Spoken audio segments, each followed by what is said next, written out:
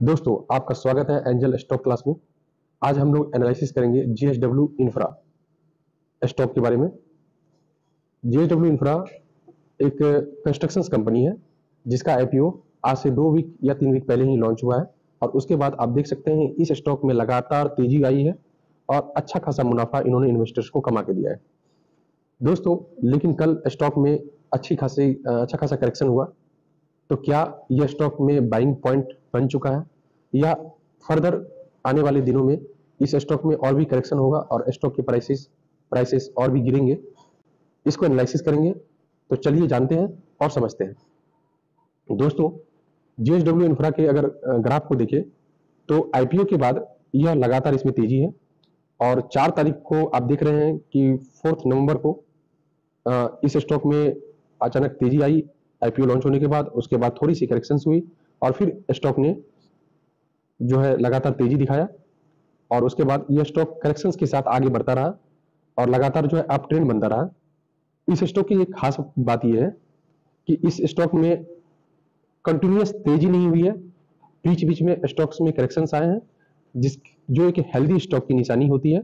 जब भी करेक्शन आए तो आप घबराए नहीं, अगर स्टॉक का फंडामेंटल सही है और यह तरीका है एक अच्छे स्टॉक्स की। अगर कोई स्टॉक लगातार तेजी दे रहा है बिना करेक्शन किए हुए, तो आप खतरे के तरफ भी बढ़ रहे हैं, क्योंकि ऐसे स्टॉक लगातार अचानक गिर सकते हैं। उदाहरण के लिए आप देख सकते हैं ऐसे स्टॉक्स की मार्केट में कमी नहीं है जो एक एक दिन में 20-20% गिर जाते हैं और अगले दिन 15% चढ़ जाते हैं। अब चलिए जानते हैं इसके फाइनेंशियल्स को। दोस्तों, अगर जेएसडब्ल्यू इंफ्रा के फाइनेंशियल्स को हम लोग देखें तो अभी इसके बहुत सारे चीजें जो है अभी मेंशन नहीं है, क्योंकि एक नया स्टॉक है और नए स्टॉक्स में आप उसकी फाइनेंशियल पी या पीवी रेशियो, ये सारी रेशियो जो है बहुत सही नहीं रहता, थोड़ा स्टॉक ओवर प्राइस्ड ही रहता है। तो आप देख सकते हैं कि अपर सर्किट 259 पे लगा है और लोअर सर्किट 212 पे लगा है। वैल्यूज 17,000 लैक्स की वैल्यू पे। अगर पीवी रेशियो देखें तो ये पीवी रेशियो ज्यादा है। पीवी रेशियो का मतलब होता है प्राइस टू बुक रेशियो, मतलब ₹1 की सिक्योरिटी के लिए आपको ₹28 रिस्क पे डालना पड़ रहा है, जो कि बहुत ज्यादा है। पीवी रेशियो 1 से 2 तक, हार्डली 3 तक बहुत ज्यादा होता है। तो पीवी रेशियो के हिसाब से ये स्टॉक ओवर प्राइस्ड हो चुका है, ओवर बाउट हो चुका है और इस स्टॉक में करेक्शंस की जरूरत है। आगे देखिए तो देखिए इसके मार्केट कैप 47,000 करोड़, आप 48,000 करोड़ के आसपास समझ सकते हैं, क्योंकि इस स्टॉक में लगातार बाइंग हुए और बाइंग होने के बाद इसकी मार्केट कैप और भी बढ़ी है। सेक्टर पी जो इसके समकक्ष कंपनी है, पीयर कंपनी है, उसकी पी 45 है। इसकी पी अभी मेंशन नहीं किया गया, कुछ समय के बाद ही पी मेंशन होता है। नए स्टॉक जो भी जिसका आईपीओ लॉन्च होता है उसके बहुत सारे पैरामीटर्स धीरे धीरे करके मेंशन होते हैं। बुक वैल्यू 7.98 और इसकी बुक वैल्यू आप देख सकते हैं। इस हिसाब से ये शेयर ओवर प्राइस है, ये चीजें पता चल गई। इनसाइट में अभी बहुत सारी चीज नहीं है मेंशन करने को, लेकिन अब जो सबसे इंपॉर्टेंट पैरामीटर है एमसी एसेंशियल। अगर इसके एसेंशियल जो पैरामीटर्स है उसको देखें, सबसे पहले इसके फाइनेंशियल्स को देखें। कंपनी प्रॉफिट मेकिंग कर रही है और ओवर ईयर यह कंपनी अर्निंग कर रही है, जो कि एक अच्छी साइन है। क्या यह company consistently making profit make कर रही है शेयर होल्डर्स के लिए? तो अभी ऐसा नहीं है, क्योंकि शेयर ओवर प्राइस हो चुका है। कंपनी लो डेप्ट के साथ है और वर्किंग कैपिटल रिक्वायरमेंट को कंपनी हासिल कर पा रही है। कंपनी के पास कैश फ्लो है ऑपरेशंस करने के लिए। इंपॉर्टेंट चीज, efficient in utilise its assets to generate profit against its peer. कोई भी कंपनी का मैनेजमेंट अगर अपने एसेट्स को इफिशिएंटली यूज करता है तो वो कंपनी अर्न करती है। आप इसका एक एग्जांपल समझ सकते हैं कि मैनेजमेंट के ढांचा पर, मैनेजमेंट के डिसीजन पे ही सारी कंपनी की सारी चीजें टिकी होती है। कंपनी अच्छी या बुरी नहीं होती है, उसके मैनेजमेंट अच्छे या बुरे होते हैं। उसके डिसीजन उस कंपनी के भविष्य को तैयार करता है, या तो उसे बर्बाद करता है या तो उस कंपनी को आबाद करता है। अगर मैनेजमेंट डिसीजन मेकिंग है और अच्छे डिसीजन ले रहे हैं तो वो कंपनी निसंदेह ग्रो करेगी। तो इस हिसाब से यहां दिख रहा है कि कंपनी एसेट्स मैनेजमेंट जो है एसेट्स का इस्तेमाल अच्छा कर रही है। Dutch promoters hold adequate holding, yes है। लो प्रमोटर प्लेस्ड, बहुत अच्छी बात है। Dutch stocks have good price momentum, हाँ बीते समय में इन्होंने तो प्राइस मोमेंटम दिखाया, अब आने वाले समय में क्या होता है वो तो देखेंगे कि क्या हो रहा है। रेजिस्टेंस पॉइंट को देखें तो 215 पे रेजिस्टेंस पॉइंट है, ये पिवट पॉइंट है। 228 पे अभी प्राइस है। आप देखिए यहाँ एक रेजिस्टेंस है, इसे क्रॉस करेगा तो सेकंड रेजिस्टेंस इसे 2037 पे मिलेगा, तो अभी इसे ब्रेकआउट करना पड़ेगा। न्यूज की बात करें तो अगर आप स्टॉक्स में इन्वेस्टमेंट कर रखे हैं, अगर आप इसके शेयर होल्डर हैं, तो आपको इस न्यूज के बारे में जानकारी होगी। न्यूज ये था कि 30 नवंबर को न्यूज पब्लिश हुआ कि कंपनी को, जेएसडब्ल्यू इंफ्रा को एक एग्रीमेंट मिला है, साइन हुआ है, जो कि डेवलप करेगा ग्रीनफील्ड पोर्ट इन कर्नाटका। और ये टोटल जो कॉस्ट है USD 126 मिलियन डॉलर्स का है। तो नो डाउट ये एक अच्छा जो एग्रीमेंट हुआ है, और उसके बाद शेयर में लगातार जो है ग्रो हुआ। आप देख सकते हैं 30 नवंबर की बात है, और उसके बाद शेयर का ग्रो आप देखिए। ठीक है, इसके बाद आप तेजी देख सकते हैं।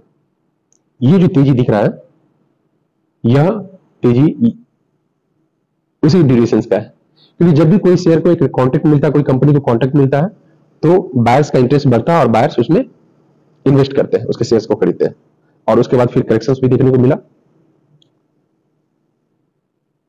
तो ये एक न्यूज था, और उसके बाद अभी कोई लेटेस्ट न्यूज नहीं आया।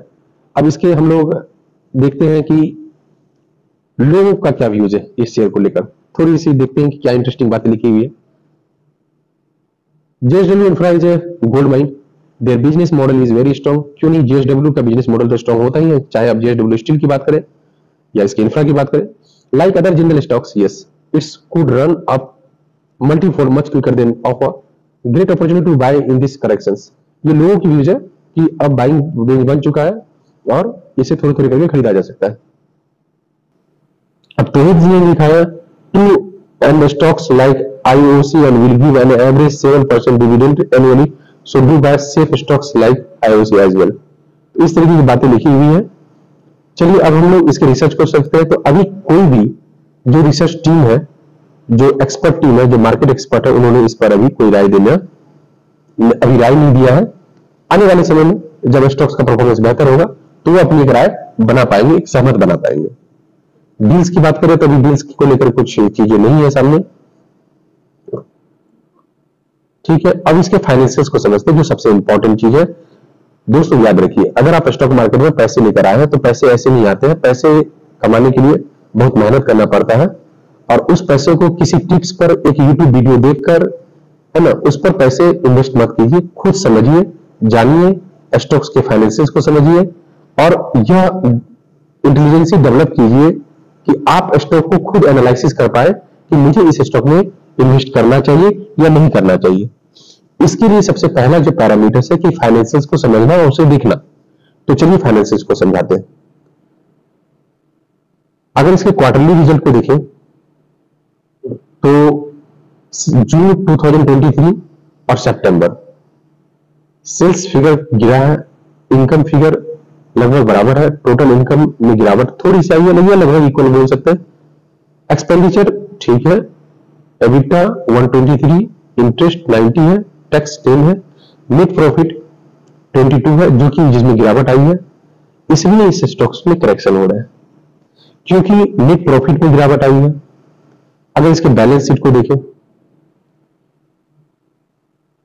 बैलेंस शीट को देखें तो शेयर कैपिटल 359 का है, रिजर्व सरप्लस 1243 है, करंट लायबिलिटी 78 है, क्रॉस में बात हो रही है, और अदर लायबिलिटी 3370 है। तो लायबिलिटीज तो है। इस बैलेंस शीट से देखने से पता चलता है कि बैलेंस उन्होंने क्या चीज से किया। लायबिलिटीज का परसेंट क्या है, लायबिलिटीज का परसेंट है। फिक्स एसेट्स की बात करें, करंट एसेट्स और अदर एसेट्स की बात करें, दोस्तों अगर आप इन सभी पैरामीटर्स को समझना चाहते हैं कि करंट लायबिलिटीज क्या होता है, अदर लायबिलिटीज क्या होता है, फिक्स्ड एसेट्स क्या होता है, करंट एसेट्स क्या होता है, अदर एसेट्स क्या होता है, तो मैं इसके लिए एक स्पेसिफिक वीडियो आने वाले समय में बना दूंगा। आप कमेंट करके लिखिए कि अगर आप ये जानना चाहते हैं, इसके फंडामेंटल्स के जो पॉइंट्स होते हैं, जो पैरामीटर्स होते हैं, उसे मैं एक्सप्लेन कर दूंगा, और बहुत ही सरल भाषा में कहूंगा ताकि आप आसानी से समझ पाएंगे।